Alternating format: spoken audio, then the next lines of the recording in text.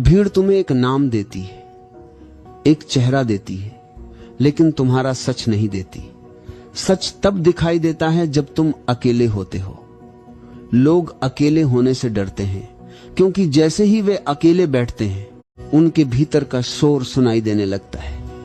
अधूरे सपने, डर, चिंताएं और हजारों विचार। एक आदमी ने मुझसे कहा, जब मैं अकेला बैठता हूं मेरा मन पागल हो जाता है। मैंने उससे कहा, मन पागल नहीं होता, तुम्हें पहली बार उसका पता चलता है। अकेलापन दुख है क्योंकि उसमें किसी की कमी महसूस होती है, लेकिन एकांत आनंद है क्योंकि उसमें तुम अपने साथ पूर्ण होते हो। धीरे धीरे जब तुम अपने भीतर उतरते हो, तुम समझते हो कि तुम्हें किसी की जरूरत नहीं, तुम पहले से पूर्ण हो। इसलिए मैं कहता हूं कम बोलो, क्योंकि जो व्यक्ति बहुत बोलता है वह अपने भीतर जाने से डरता है। शब्द कई बार बचाव होते हैं और मौन सत्य का द्वार। एक शिष्य ने गुरु से पूछा, मुझे सत्य चाहिए, क्या करूं? गुरु मुस्कुराए और बोले, पहले मौन सीखो।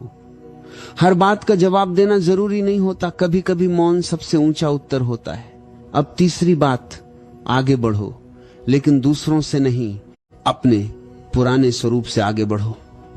एक बीज शोर नहीं करता, वह चुपचाप मिट्टी में बढ़ता है और एक दिन वृक्ष बन जाता है। जीवन कोई दौड़ नहीं है, यह एक यात्रा है, और जो भीतर की ओर चलता है उसे कोई रोक नहीं सकता।